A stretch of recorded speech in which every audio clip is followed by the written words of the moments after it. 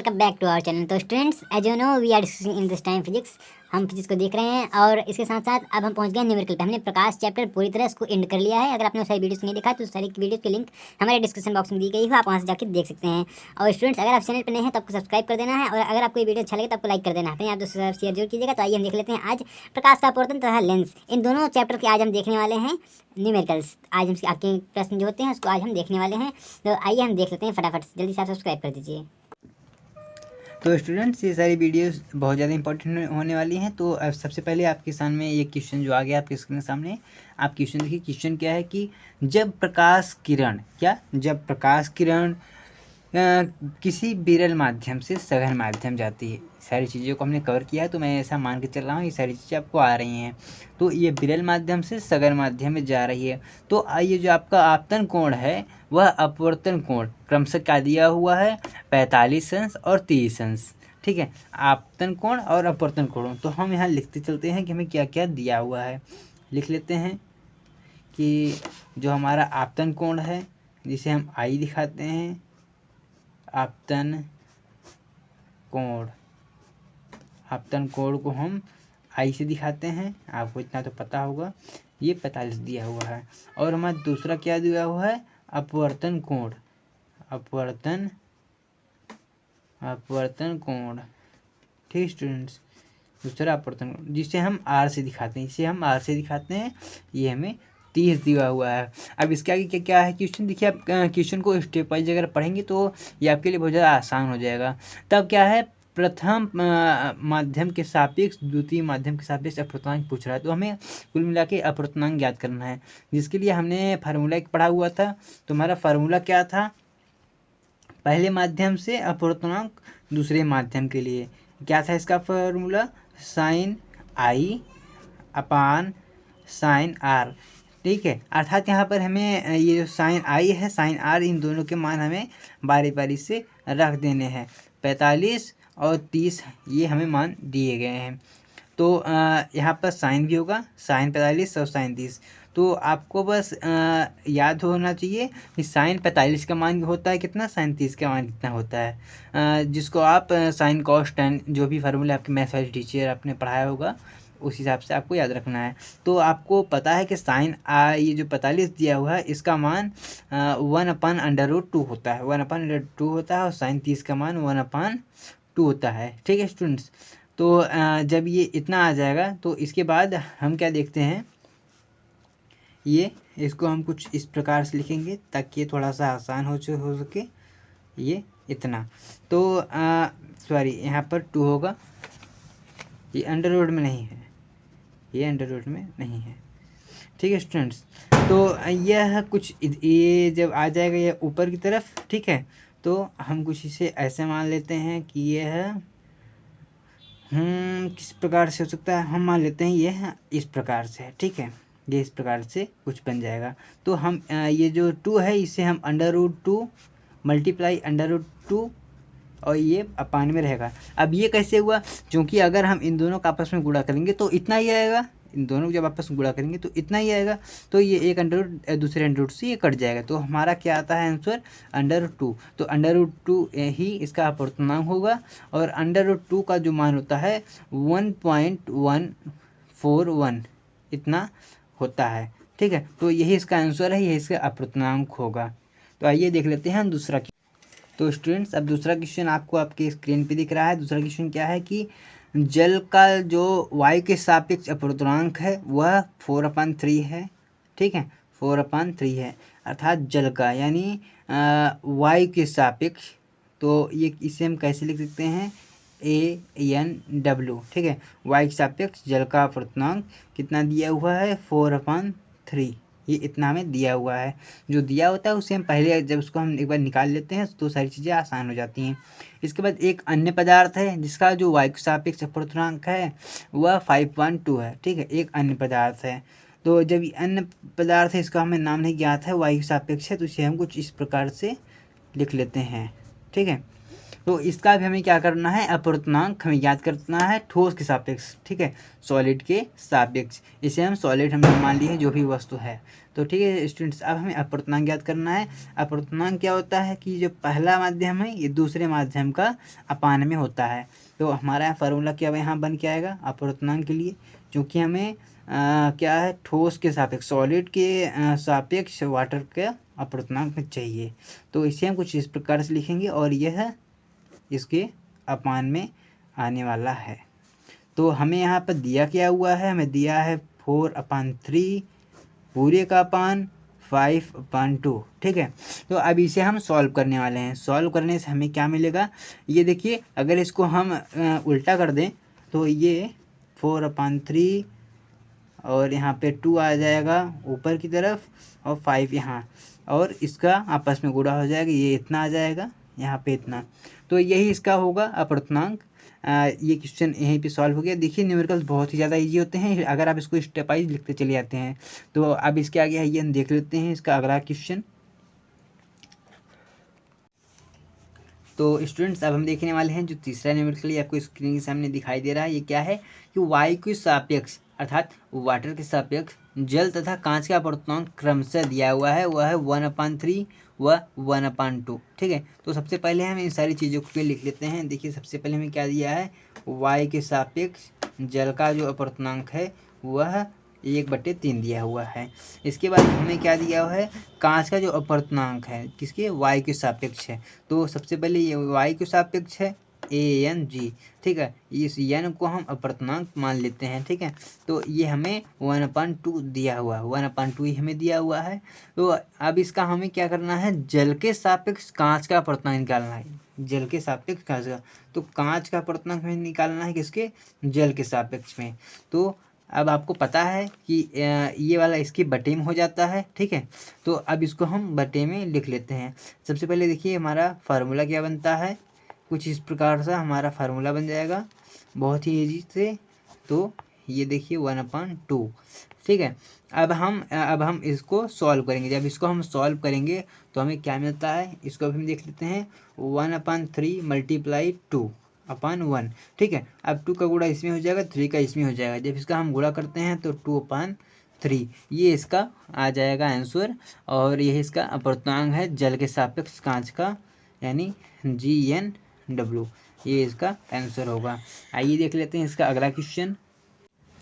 तो स्टूडेंट्स अब हम देखने वाले हैं अगला हमारा जो चौथा क्वेश्चन है। चौथा क्वेश्चन आपको दिखाई दे रहा है स्क्रीन पे, क्या कि जल और कांच का जो अपवर्तनांक क्रम से दिया हुआ है 1.35 और उसके बाद 1.5 ये आपके कांच का अपवर्तनांक दिया हुआ है। तो सबसे पहले इसको हम लिख लेते हैं।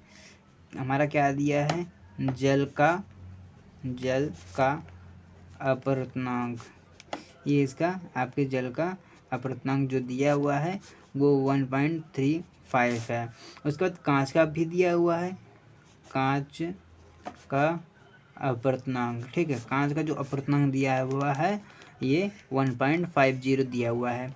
अब इसमें हमें ज्ञात क्या करना है, तो हमें कांच के सापेक्ष जल का अपवर्तनांक ज्ञात करना है। कांच के सापेक्ष अर्थात हमें GNW को हमें ज्ञात किया, जो मैंने इसके पहले जो हमें ज्ञात किया हुआ है क्वेश्चन में जो थर्ड था, ठीक वही क्वेश्चन ये भी है।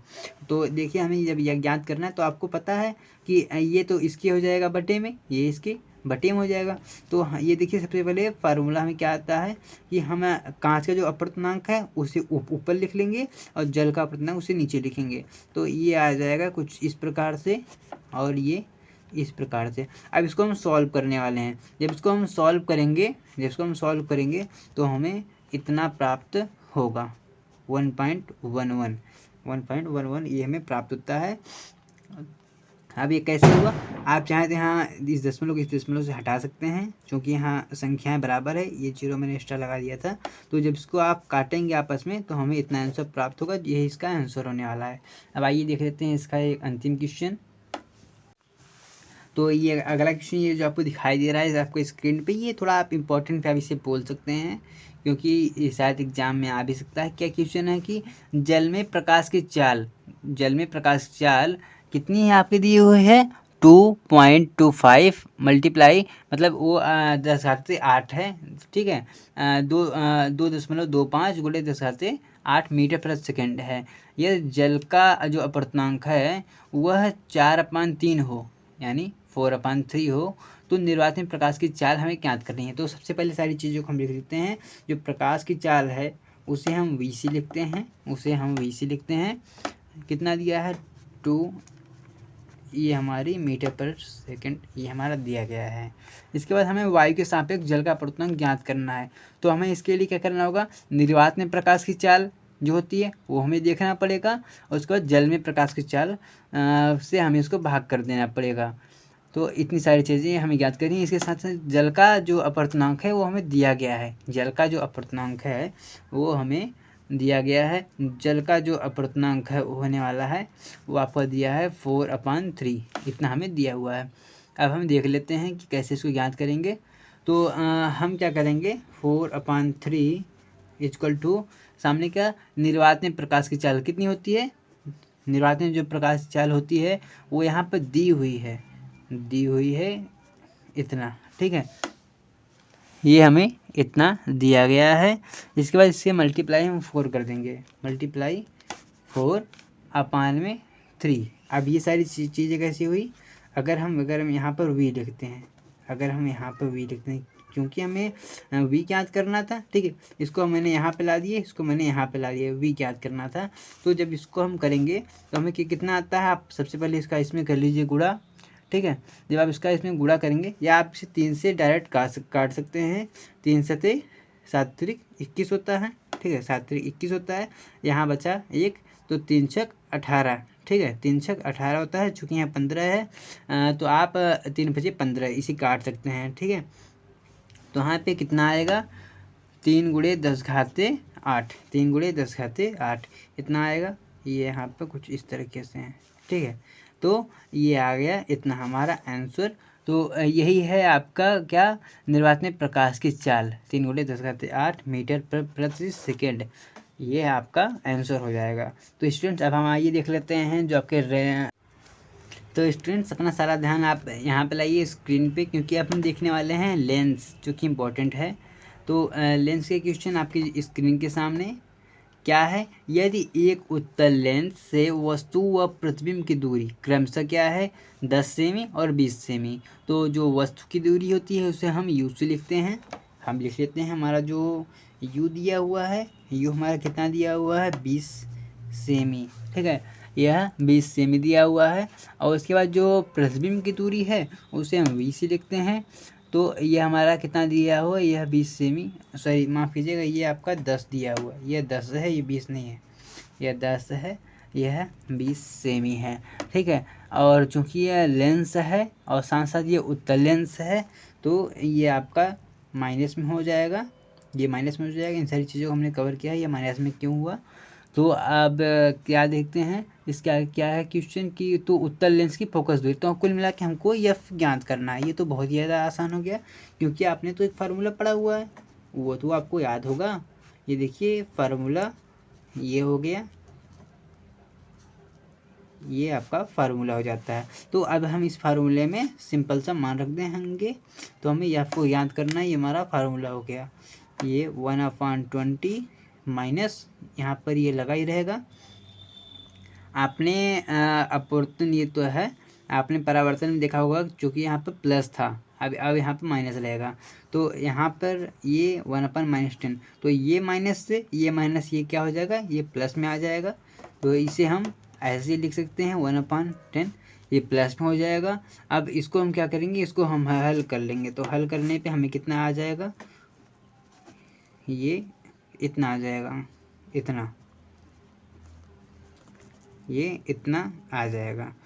तो इसे हम हल कर लेंगे, इसके आगे 3 20 5 तो ये कुछ जब इसे काटेंगे, और चूंकि हम एफ को 1/f ज्ञात कर रहे हैं, 1/f को हम ज्ञात कर रहे हैं, तो अब जब हम इसको एफ को ऊपर ले जाएंगे तो ये संख्या पलट जाएगी, ये संख्या पलट जाएगी।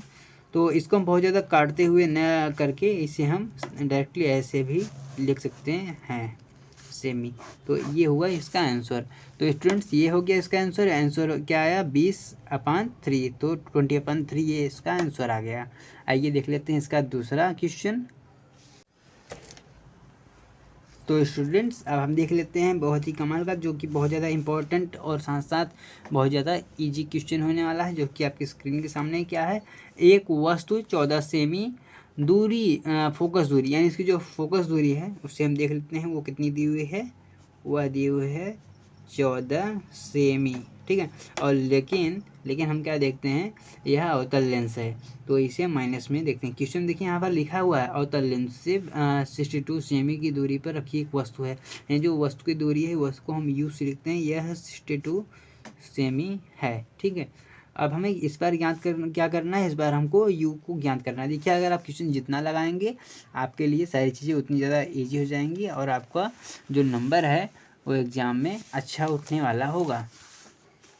तो ये देखिए, तो ये कुछ इस प्रकार से हमारा क्वेश्चन रेडी हो गया। आपने फार्मूला तो पढ़ा है तो आपको याद भी होगा कि 1/u 1/v minus u equal to 1/f। और इस बार हमको u ज्ञात करना है, तो इसको हम इधर कर लेंगे। जब इसको हम इधर के साइड करेंगे तो हमें क्या मिलता है उसको भी हम देख लेते हैं। उससे पहले हम अगर मान को रख देते हैं तो क्वेश्चन और भी ज़्यादा आसान हो जाएगा। हम सबसे पहले इसको देख लेते हैं कि 1/v ये माइनस में है, लेकिन जब मान रखेंगे तो ये प्लस में हो जाएगा, क्योंकि यहाँ पे तो माइनस में है ना, तो ये प्लस में हो गया। ये कुछ इस प्रकार से माइनस में ये 14 आ गया, ठीक है, ये इतना आ गया। तो अब हम क्या करेंगे, इसको हम इस साइड कर देंगे। इसको हम इस साइड करने वाले हैं। 1/v इक्वल टू 1/-14, और ये जब इधर प्लस से आएगा तो ये इधर माइनस में हो जाएगा। अब हम इसको और भी सॉल्व कर लेते हैं। जब इसको और ज़्यादा हम सॉल्व करते हैं तो हमें क्या मिलता है कि यहाँ भी माइनस है, तो इसका क्या इतना आएगा, ये इतना मल्टीप्लाई -14, और नीचे भी सेम चीज़ -14 गुणे 62, तो इससे भी गुणा हो जाएगा। अब इसको हम और भी ज़्यादा सॉल्व करने वाले हैं। जब इसको और ज़्यादा हम सॉल्व करते हैं तो हमें ऊपर में क्या मिलता है, ऊपर हमें मिल जाता है कुछ इस प्रकार से संख्या मिलती है। तो ऊपर जब हम करेंगे तो हमें यहाँ पे मिलेगा -76 ये मिल जाएगा।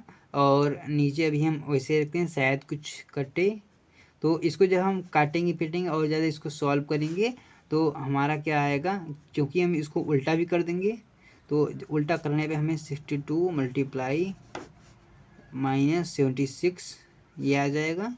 और इसको जब हम और ज़्यादा सॉल्व करेंगे तो -11 ये यहाँ पे पॉइंट आएगा, तो ये आने वाला है। तो आंसर आपका यही होगा। तो आप नीचे लिखेंगे कि जो लेंस की कौन सी लेंस, अवतल लेंस से जो प्रतिबिंब की जो दूरी है वो इतनी दूरी पे होगा। तो यही आपका आंसर हो गया। तो स्टूडेंट्स अगला क्वेश्चन देखिए, जो आपकी स्क्रीन सामने क्या है, फोकस दूरी जो आपकी कितनी है वो 15 दी हुई है। फोकस दूरी की क्या है, 15 दी है। फोकस दूरी -15 सेमी, ये आपकी फोकस दूरी दी हुई है। उसके बाद जो वस्तु की दूरी आपके सामने क्या रखी हुई है, क्वेश्चन में आप देखिए, ये रही आपकी वस्तु की दूरी 30 सेमी। क्वेश्चन क्या है कि 15 सेमी फोकस दूरी वाले उत्तल लेंस से 30 सेमी की फोकस की दूरी पर स्थित, कुल मिला के हमें क्या क्या इसमें ज्ञात करना है, हमें ज्ञात करना है यू। तो हमें प्रतिबिंब की दूरी ज्ञात करनी है, यू को हमको ज्ञात करना है, यू फाइंड करना है, यू क्वेश्चन मार्क को लगा देते हैं। तो अब हमारा फार्मूला तो यही होगा, फार्मूला तो हमारा बदलेगा नहीं, ये हमारा फार्मूला हो गया। हमको यू को ज्ञात करना है, इसको हम इधर कर लेते हैं, इसको हम इधर कर लेते हैं। या आप उससे पहले अगर आप मान भी रख देते हैं तो उससे कोई फ़र्क नहीं पड़ने वाला। तो इसको हम ऐसे लिख लेते हैं कि इधर ये हो जाएगा -1/f, ये 1/f 1/u। तो अब इसमें मान रख देते हैं -15 और ये -30, तो इतना आ गया। अब हम क्या करते हैं, अब हम इसको सॉल्व कर लेते हैं। इसके आगे जब हम सॉल्व करेंगे तो ये कितना आने वाला है, ये आ जाएगा इसके नीचे 30 और -2 1, ठीक है। तो अब यहाँ क्या हो जाएगा, -3 30, 3 की 3 10 यानी 1/10 -10, ठीक है। तो हमारा u क्या निकल के आता है, इसको हमने इसको पलट दिया है तो हमारा -10 सेमी ये हमारा कुछ आंसर निकल के आ जाता है। इसके आगे क्वेश्चन हम आगे देख लेते हैं। अगला क्वेश्चन हमारा क्या है, तो ये अगला क्वेश्चन रहा आपके स्क्रीन के सामने। क्वेश्चन क्या है कि किसी लेंस की क्षमता, देखिए इस बार लेंस की क्षमता दी गई है। जो लेंस की क्षमता अर्थात जो P है वो दिया है -5 डायोप्टर, ये दिया हुआ है। अब इसकी हमें फोकस दूरी ज्ञात करना है और लेंस कौन सा प्रकार है वो हमें प्लस माइनस से ज्ञात करके बता देना है। तो ठीक वही प्रकार है, हमें क्या ज्ञात करना है, फोकस दूरी हमें ज्ञात करना है, यानी हमको इस बार F ज्ञात करना है। तो हमारा दिया क्या हुआ है, ये देखिए कुछ इस प्रकार सा हमारा होता है, इसको हम मीटर में देखते हैं। तो हमारा इस बार P दिया हुआ है, P हमारा दिया हुआ है, इसको कुछ हम ऐसे ही लिख लेते हैं F, ठीक है। तो हमको ये ज्ञात करना है, इसको हम यहाँ कर देते हैं, इसको हम यहाँ कर देते हैं, इसको यहाँ कर देते हैं। तो हमारा क्या यहाँ पे निकल के आएगा, ये यहाँ जाएगा तो ये माइनस हो जाएगा। तो F = 1/-5 ये आ जाएगा। फिर जब इसको सॉल्व करेंगे तो 5 कुछ नहीं 0 बार जाएगा, 5 दूनी 10 होता है मीटर, यानी जो हमारा फोकस दूरी है ये -2 मीटर आएगा। जो हमारा फोकस है, फोकस = ये 0.2 मीटर, ये हमारा आंसर आ जाएगा। तो ठीक है स्टूडेंट्स, यहाँ तक देखने के लिए थैंक यू। और ये वीडियो बहुत ज़्यादा इंपॉर्टेंट थी आपके लिए, आपके बोर्ड्स के लिए। ये वीडियोस बहुत ज़्यादा इंपॉर्टेंट इसलिए हो गई क्योंकि ये सारे बोर्ड्स के लिए है और सारे बोर्ड में आती हैं क्वेश्चन। और अगर आप चैनल पर नए हो तो आप सब्सक्राइब कर देना। अगर आपको ये वीडियो अच्छा लगा तो आपको लाइक कर देना, अपने दोस्तों के साथ शेयर जरूर कीजिएगा। तो ठीक है, चलिए मिलते हैं फिर से नए चैप्टर के न्यूमेरिकल्स के साथ। तब तक आप हंसी मुस्कुराते हैं। जय हिंद।